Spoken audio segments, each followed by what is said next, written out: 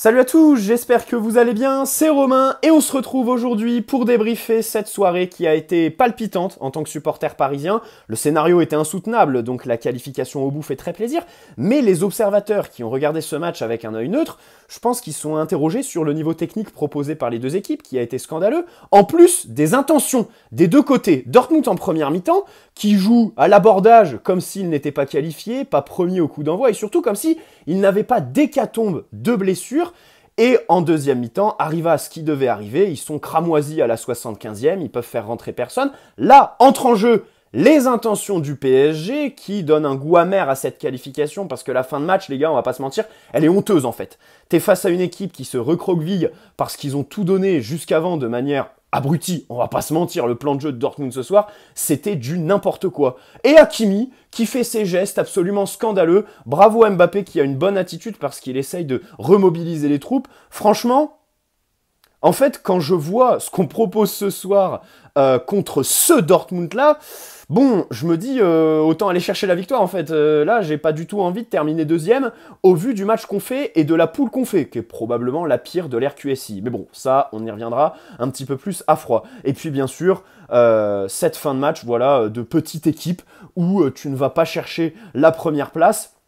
Disons que si on veut être très dur avec le PSG, très pessimiste, le PSG n'est pas éliminé ce soir, mais il sera peut-être lundi à midi et demi en fait, quand on va se taper City et le Bayern, et un huitième de finale sans saveur comme l'année dernière. Parce que c'est vraiment ce qui nous pend au nez avec les attitudes scandaleuses du soir. Il n'y a pas que la fin du match, il y a évidemment tout le niveau technique intrinsèque des joueurs, les occasions que tu as encore loupées. Bref, revenons sur la composition de Luis Enrique, lui a encore innové avec Vitinha en numéro 6. Ça, c'était un petit peu la surprise du chef au moment du coup d'envoi.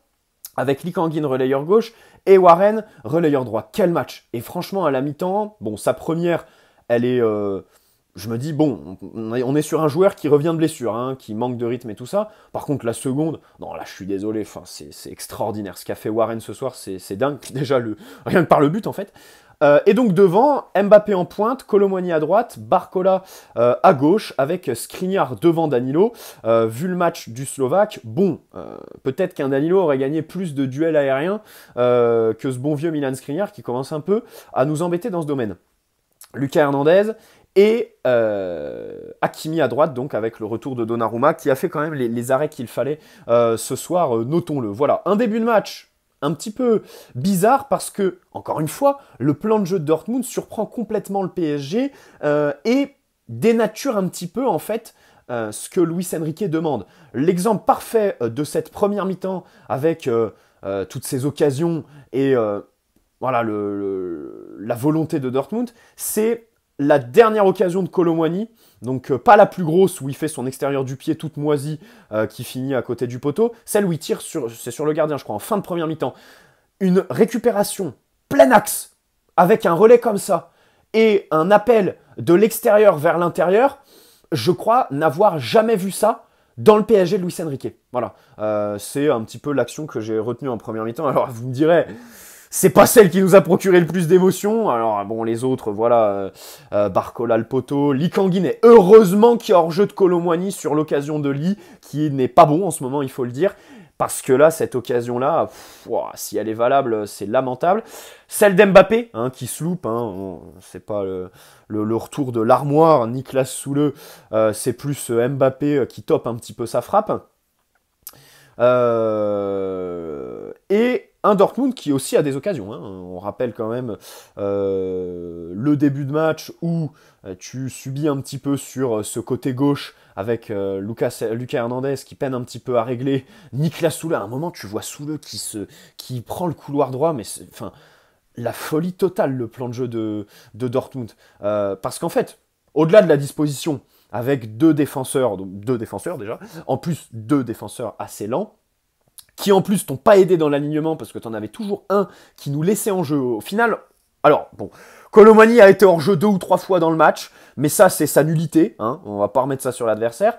Pour le reste, on a été globalement assez peu hors jeu. Dortmund aurait pu, leurs défenseurs, jouer ça. Au final, même sur l'alignement, ils n'ont pas été excellents. Et surtout, à la relance, sur les phases de construction, aller chercher l'axe, l'intérieur du jeu comme ça, mais waouh, Luis Enrique, si c'était le PSG qui faisait ça, enfin, il s'évanouit, quoi. Il fait une crise cardiaque de voir autant de relances dans l'axe. Hein.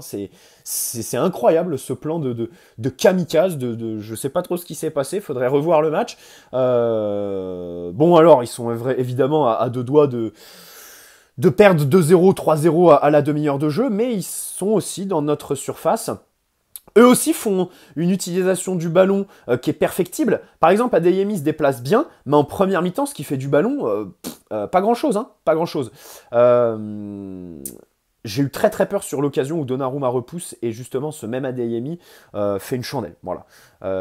Il y a eu d'autres frappes, hein, celle de Reus où Donnarumma se détend. C'est dingue que Donnarumma, en fait, quand tu le canardes à 5 mètres de lui, qui se détende comme ça, qui soit monumental, tout simplement, et que sur une vieille frappe à bout portant, toute mollassonne, bah le mec se fasse caca dessus, quoi, littéralement, relance dans l'axe, fasse un peu n'importe quoi avec ses mains. Bon, c'est le paradoxe avec Didio qui fait quand même son match ce soir, non tôleux. Donc tu rentres au vestiaire avec énormément de regrets. Là, tu te dis que c'est un scénario PSG, évidemment dans le sens péjoratif, hein, parce que bah voilà, le problème c'est que là aujourd'hui on continue en Europe, on est très content, mais l'atelier finition il se fait plus qu'attendre.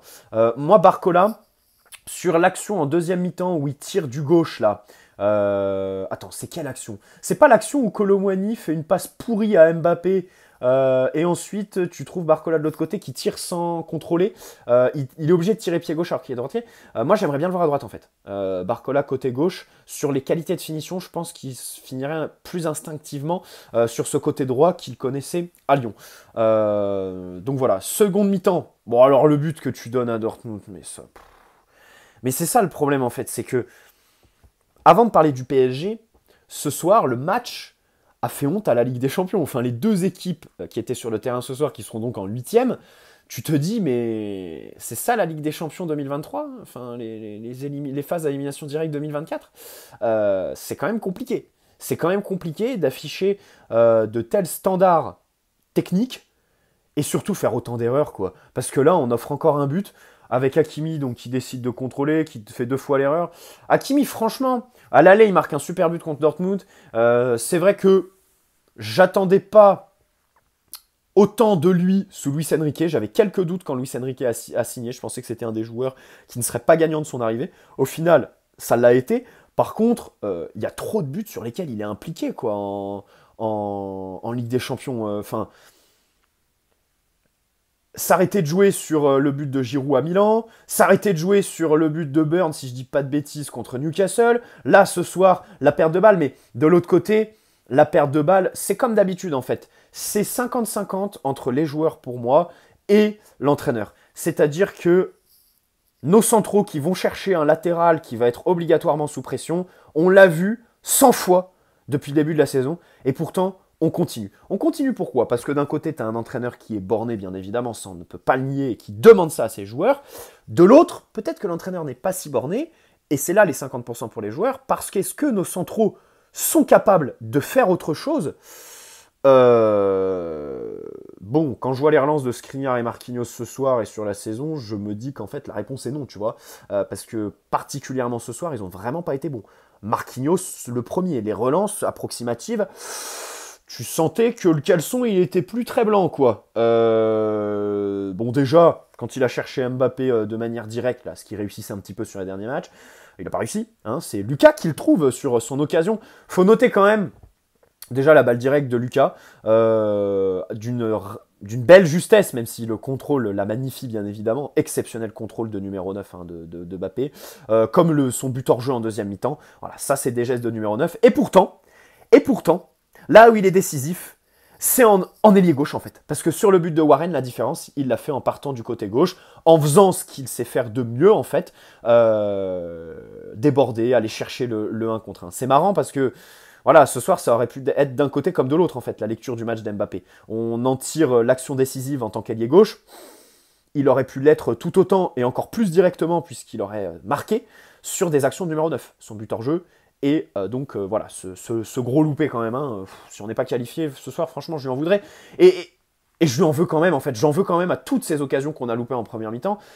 parce que enfin, cette première place va me hanter, les gars. Enfin, je parle peut-être à chaud, mais le scénario, on va voir lundi, mais le scénario, j'ai pas envie de dire qu'il est déjà vu, mais quasiment, quoi. Le problème, c'est ça avec ce PSG. Bon, bref.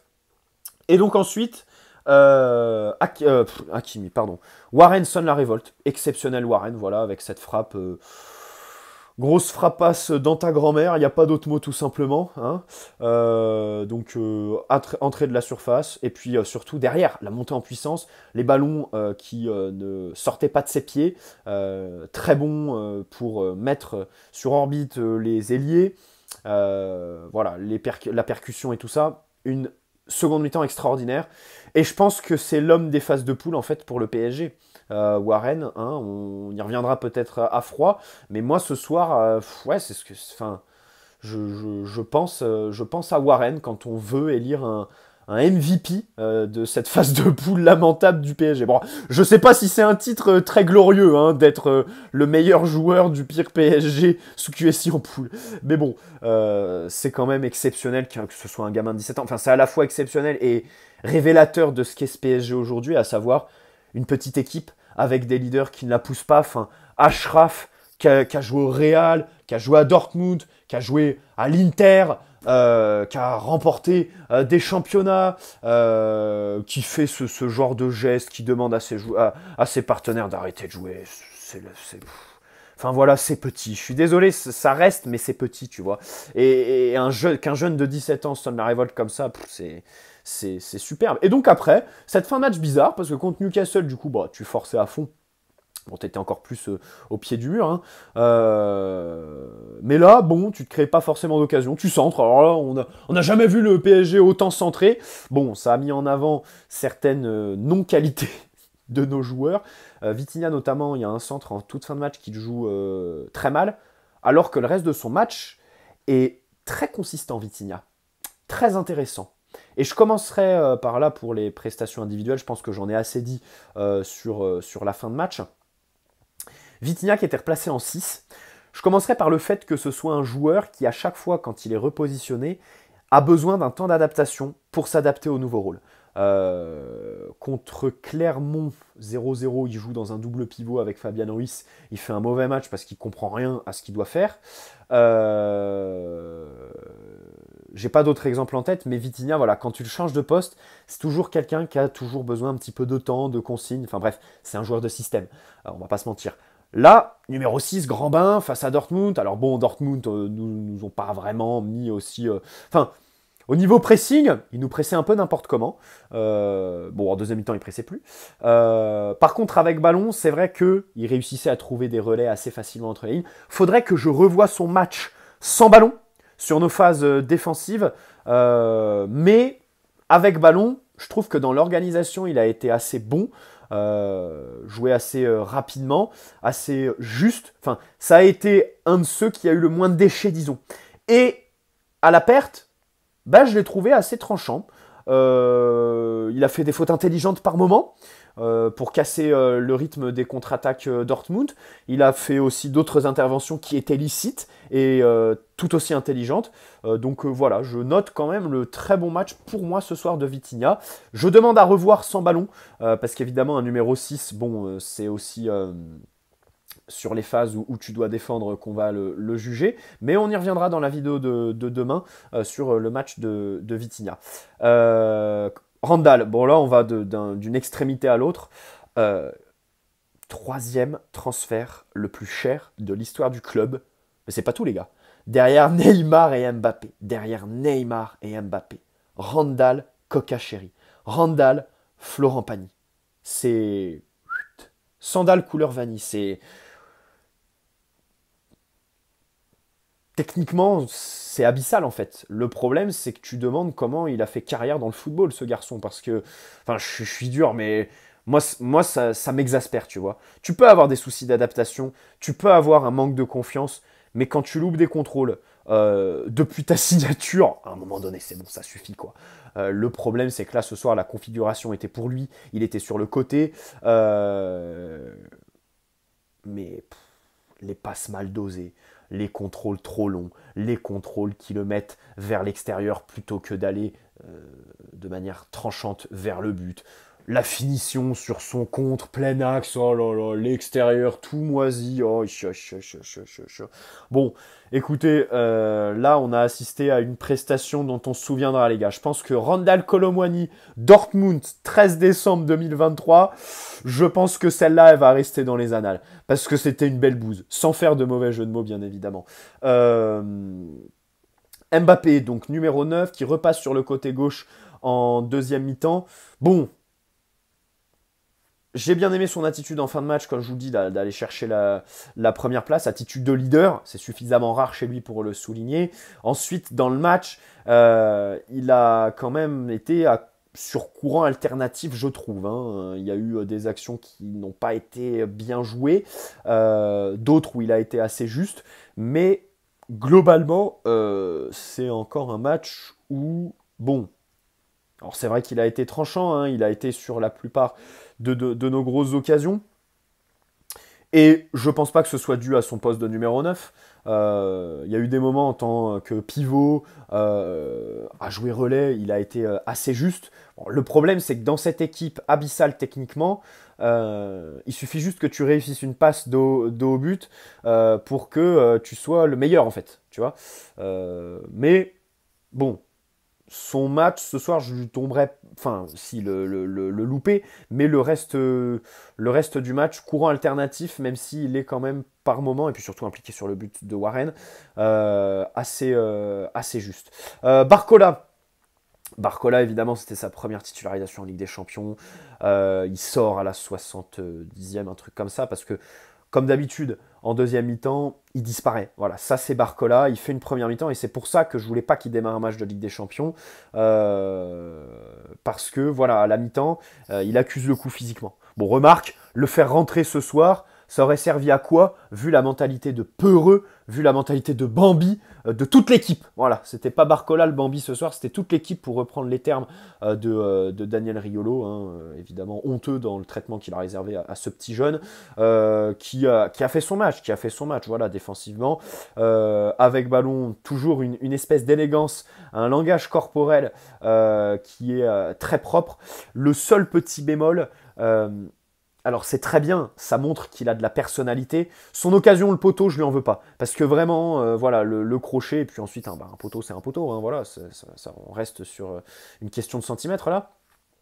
Par contre, à chaque fois, aller chercher le dribble, aller chercher le vis-à-vis, faudrait peut-être revoir ça chez Barcola. Il n'y a pas que le dribble comme solution quand tu reçois le ballon. Voilà.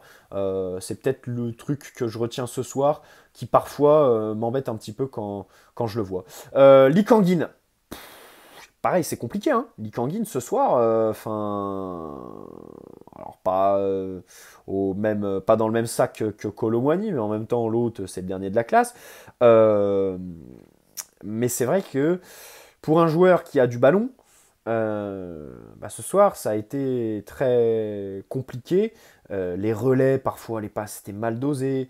Il n'arrivait pas trop à conserver le ballon. Ça c'est une qualité qu'il arrive toujours à garder. C'est sa conservation de balle. Voilà, c'est quelqu'un, comme il est petit, la fréquence d'appui, il est plutôt bon, il met de l'engagement aussi pour garder la balle. Là, ce soir, il en a perdu quelques-uns, donc il y a l'occasion loupée. Il y a un centre qu'il dévisse à un moment donné. Je me dis, putain, mais qui est-ce qui branle quoi. C'est comme Lucas, à un moment donné, en première, il y a des centres, mais tu te dis, mais qu'est-ce que c'est que cette équipe? Alors, le centre qui est techniquement lamentablement exécuté, et ensuite juste la volonté de centrer. Pour qui en fait? Alors, centrer deuxième poteau, je comprends. Parce que au premier, t'as personne pour reprendre de la tête, alors qu'au second, tu peux avoir quelqu'un qui va pouvoir contrôler, qui va pouvoir faire une reprise ou un machin chouette. Par contre, centrer au troisième poteau, ça c'est un autre principe que je ne connais pas, qui n'est pas dans mon football. Hein. Donc voilà. Et donc la charnière, Marquinhos Skriniar. Bon, Skriniar, Je crois qu'il gagne ses premiers duels aériens dans le match, mais après, il y a eu tellement de longs ballons du gardien de Dortmund, parce que c'est vrai que le PSG a aussi gêné la relance de Dortmund en faisant du 1 contre 1 sans presser, tranquillement, et du coup, ils avaient absolument aucune solution. Le Kobel était obligé de dégager, et du coup, quasiment à chaque fois, c'était Skriniar à la retombée. Bah, quasiment à chaque fois, il était battu, quoi. C'est ça le gros problème. À la relance, en première mi-temps, il te fait 2 erreurs à un moment donné. Attends, tout début de match, il te loupe un contrôle, il rend le ballon à Adeyemi, là, près de la ligne, devant la ligne de corner. Et ensuite, à un moment donné, il récupère un ballon, il fait une passe à l'adversaire en plein axe. Oh putain, je me dis, mais en fait, c'est dans ces moments-là que PSG et Ligue des Champions cette année, pour moi, c'est pas possible de l'imaginer, en fait. Je parle du trophée, de la victoire finale, et puis même du 8e, en fait, parce que cette équipe a tellement de défauts dans des phases élémentaires du jeu que, enfin, le plus haut niveau, si en plus tu loupes toutes les occasions que tu réussis à te créer, ou que l'adversaire t'offre pour le cas de ce soir, parce que vraiment, je réitère, le plan de jeu de Dortmund, c'était du suicide. Surtout quand tu es premier, ça illustre le ressenti qu'ils avaient contre nous, quoi. Vis-à-vis du club État Qatar, machin, les dirigeants allemands là, qui ont l'habitude de dire tout ça. Hummels avec la déclaration après le penalty qu'on a eu contre Newcastle. Vraiment leur volonté de nous éliminer. Le problème, c'est que ça n'a pas marché. Mais ils sont premiers, donc on peut pas faire les fiers, en fait. On peut pas faire les fiers. Et puis Marquinhos, de la tête dans sa surface. Moi, Marquinhos, ce soir, je me demande s'il n'est pas revenu trop tôt de blessure. Hein, parce que, techniquement, il était tellement emprunté. À un moment donné, il a refait la même chose que sur le premier but de Newcastle. Je me suis dit, mais qu'est-ce que c'est que ce truc que t'envoies plein axe sur personne, les espèces de passes fouettées, pieds en rupture, toutes molles, qui vont même pas loin en fait. C'est des coups là, t'as l'impression qu'on est au golf là, qu'il est en train de mettre son dernier coup pour le trou, et puis il l'envoie, puis l'adversaire récupère directement. Franchement, ça m'insupporte, tu vois. Mais ça c'est pareil. Mais qu'est-ce que tu veux aller loin en Ligue des Champions en faisant ce genre d'erreur? C'est pas possible, les gars, c'est pas possible. Par exemple, Vitinha, quand il décrochait, je trouve que ses gestes étaient plus justes. J'ai trouvé assez bon, tu vois, par exemple, quand on était un petit peu recroquevillé Marquinhos Hakimi, quand Vitinha décrochait, par moment, il a réussi à nous extirper du pressing avec des petits gestes très réussis, très vifs. Et ça m'a fait plaisir, tu vois, parce que... Franchement, le PSG de Luis Enrique, sur les relances, on progresse pas trop, quoi. C'est ça le problème. Donc, bon, on se retrouve demain pour débriefer ça un peu plus en profondeur. On va revoir évidemment le match d'ici là. C'est compliqué, les gars. Bon, la qualification, bien évidemment, retenons la qualification. Hein. Le débrief, on dirait qu'on est éliminé. Mais le problème, c'est qu'en fait, je suis désolé pour tous ceux qui vont me fracasser à dire que je suis dépressif ou quoi. Le truc, c'est que je peux pas m'empêcher de penser à cette première place, quoi. Quand je vois l'année dernière, attends, le Benfica, ils avaient eu qui en huitième de finale? Ah, je sais plus, mince. Ils ont pas eu Bruges, ils ont pas joué Bruges en huitième de finale, si je dis. Ah, je sais plus qui est-ce qui joue, merde. Mais en tout cas, le Benfica hérite d'une petite équipe quand nous on se tape le Bayern et au final, ben voilà. Et puis c'est surtout en fait décuplé par le fait que cette équipe semble se complaire dans sa situation de deuxième, dans sa situation d'équipe qui dépend des autres pour se qualifier, ce qui n'est absolument pas en fait l'attitude d'une équipe qui prétend à la Ligue des Champions. Je suis désolé les gars. Allez, bonne nuit à la Team Notif et on se retrouve évidemment demain pour débriefer ça plus en profondeur. Ciao.